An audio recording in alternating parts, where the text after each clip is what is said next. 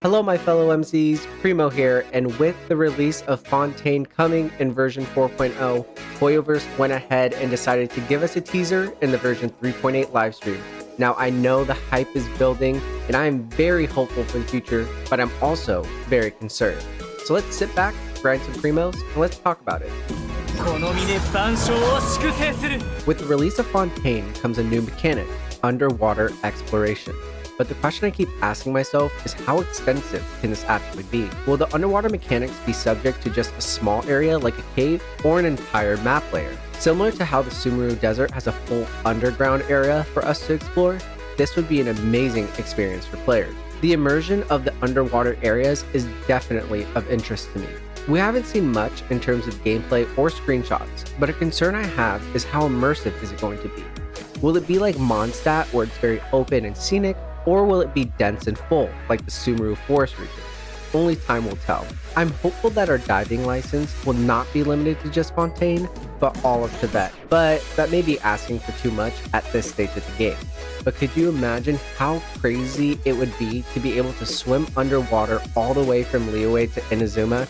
That takes the Kaya ice bridge to a whole new level. I am pessimistic on how exactly the Genshin combat system can be implemented underwater, but I am hopeful. It does open up a lot of opportunities to bring environment-based combat into the fold. Whether it's constant hydro application, similar to the ray mechanics in the overworld, or our party never has stable footing, which causes our attacks to have different animations or normal attack speed reduction and acceleration, it can truly bring a different aspect to the world of Genshin Impact. Sumeru in its entirety was an amazing region. The storytelling, the characters, the vibe and background music, all of it can help make the argument that Sumeru was the best region release we have had to date. However, if I had one gripe on the Sumeru region as a whole, it's that as the patch wore on, the desert region became dull and repetitive, almost seeming like a copy-paste of the earlier parts of Sumeru that got released. Of course, this is just my opinion, and if you disagree, I can totally understand where you are coming from. But after exploring my second full desert area to 100%, I just couldn't get myself to explore the latest 3.6 region as of a couple days ago.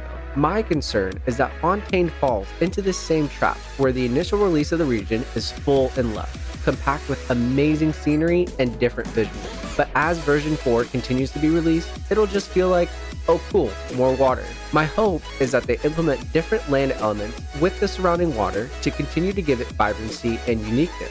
Maybe incorporating communities where people only live on moving boats, or an area where people only live on floating homes using wood or other material.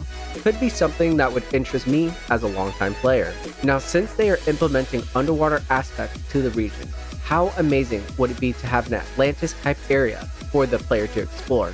Now that would truly be an experience and bring uniqueness to the game of Genshin Impact. Now I know with Fontaine, it is going to look absolutely amazing. Stunning visuals, pinpoint details, amazing wildlife, and overall vibe and environment.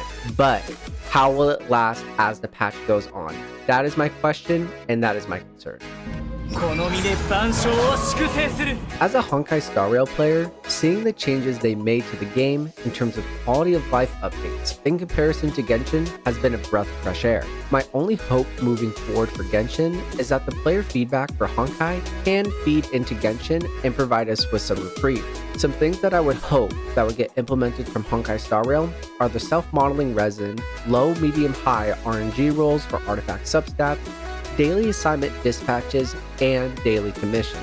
The self-modeling resin, although very limited, still provides players the opportunity to reduce the RNG for a single piece by being able to choose the type of artifact as well as the main stat. When you think about how much resin you can potentially save by not having to grind for a crit damage circlet by using a self-model resin, it's invaluable to the player base. Reducing the RNG of artifact substats to a low, medium, high system instead of a range of values makes artifact grinding much less punishing. As of now, the difference between a high roll artifact going 5 times into crit is 54.6 CV compared to 37.8 for a low roll artifact. That's a difference of almost 20 crit value.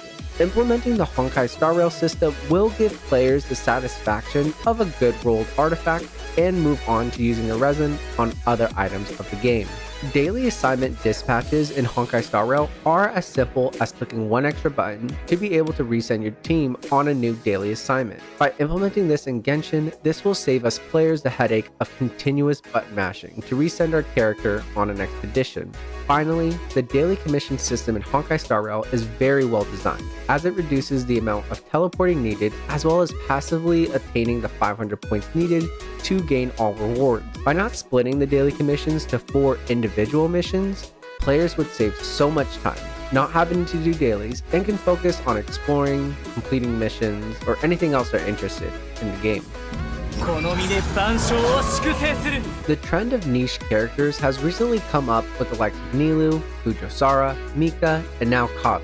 What I mean by niche is that these characters can be very good units, but they have to be in very specific conditions to be able to excel. An example of this is Nilou Bloom or C6 Fujiwara with Raiden. I know we would all love a unit to be released that can be plugged into multiple teams, but I just don't see that happening anymore.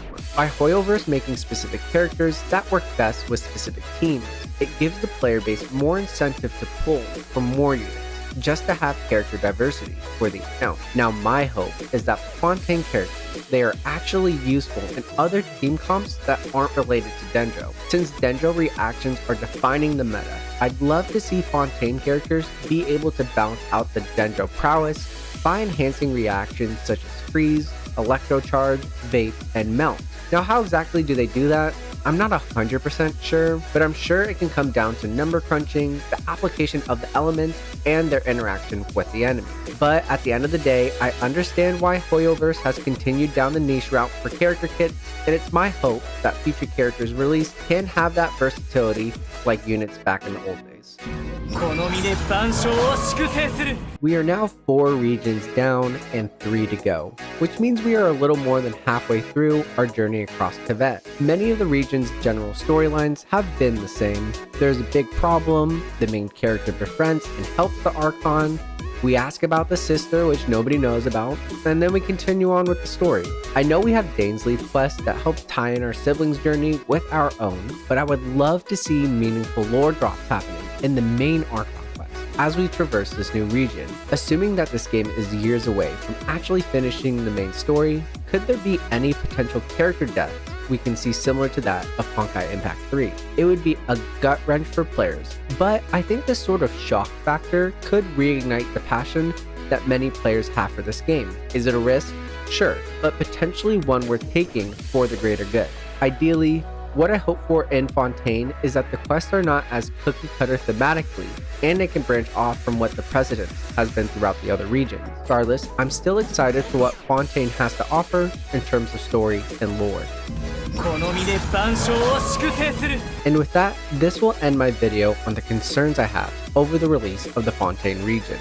Now, by no means am I bashing on Genshin Impact. It is still one of my favorite games, and I am so excited to see what the future holds once Fontaine releases. This is more some constructive criticism and some potential recommendations over what I would like to see as the region gets released. I still love the characters, the story, the environments, and I'm really looking forward to dive headfirst, literally, into Fontaine. But if you guys like the content, please like and subscribe. Comment down below if you agreed with any of my points or disagree, because I just love to hear all sides of the argument. I hope you guys are just as excited for Fontaine as I am, and I'm really looking forward to experiencing it with you all. Thank you guys so much for watching, and I'll see you in my next video.